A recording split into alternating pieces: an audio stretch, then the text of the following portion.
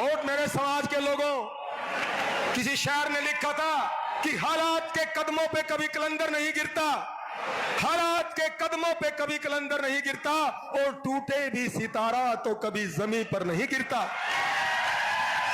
हालात के कदमों पे कभी कलंदर नहीं गिरता, टूटे भी सितारा तो कभी जमीन पर नहीं गिरता।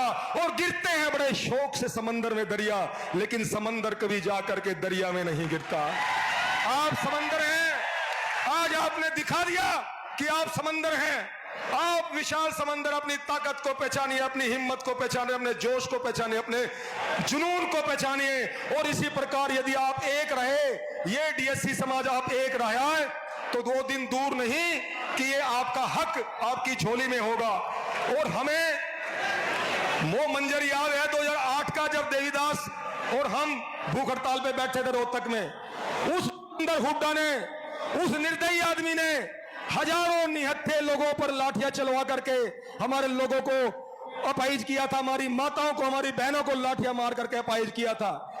और उनके ही कुकर्मों से वो 10 साल सत्ता से बाहर रहे। और हमने भूपेंद्र हुड्डा को कहा था कि भूपेंद्र हुड्डा, आपने वो निर्दयी काम किया है, आपने वो घटिया और घिनौना काम किया कि हम तुम्हें श्राप देते हैं कि जन्म जन्म तक तू कोई मुख्यमंत्री नहीं बन पाएगा इस हरियाणा का।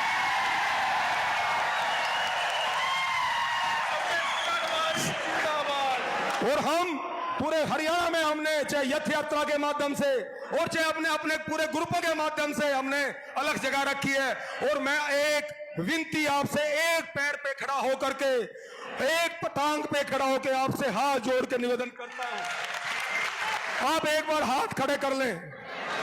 समाज के लोगों, आपके लिए हमने त्याग बलिदान किया, 18 साल खपा दिए, 6.5 साल जेलों में बिता दी, हरियाणा की 6 जेलें काटी हैं।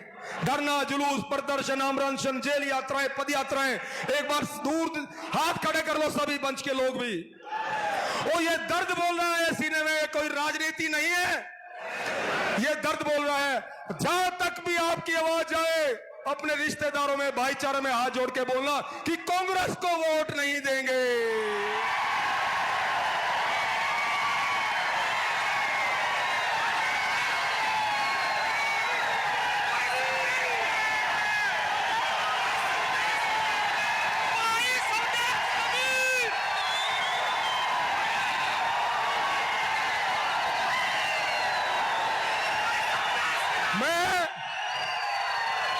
ये सीने का दर्द है समाज के लोगों।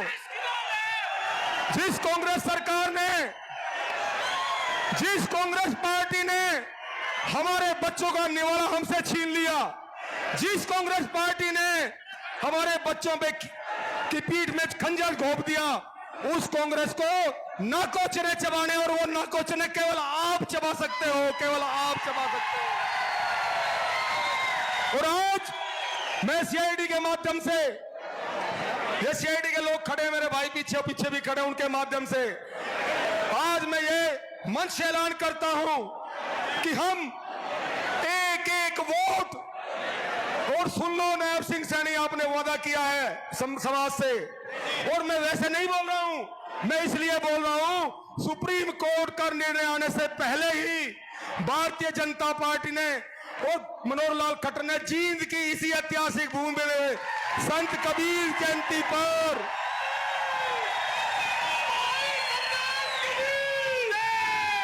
जींद की इसी ऐतिहासिक भूमि पर सुप्रीम कोर्ट के निर्णय आने से पहले ही आपको शिक्षा में करके दिया है। आज आपके बच्चों को जेबीटी में, ओटी में, बीएड में, इंजीनियरिंग में, डॉक्टरी में, पीजी कोर्सेज में एडमिशन मिल रहे हैं। और जिस सरकार ने हमें सुप्रीम कोर्ट के निर्णय आने से पहले ही आधा हक दे दिया, और मुख्यमंत्री से 3 सत्र की वार्ता हमारी हुई है, और मुख्यमंत्री ने, मैं झूठ नहीं बोलता, अगर झूठ बोलूं तो यहीं पे दफन हो जाऊं, समाज के लोगों, कोई त्याग और बलिदान और कुर्बानी की है, कभी कुछ नहीं मांगा। मुख्यमंत्री ने रोहतक के अंदर 1 घंटा हमारी बात हुई नायब सिंह सैनी से, और मुख्यमंत्री ने एक टांग पे खड़ा होकर के कहा था, मुख्यमंत्री ने कहा था नायब सिंह सैनी ने हमारे सामने 100 लोगों के बीच में, कि आप स्वदेश जी कबीर साहब, मैं कबीर साहब की कसम खाए कहता हूं, सरकार बनते ही पहली कलम से आपका डीएससी बहाल करूंगा।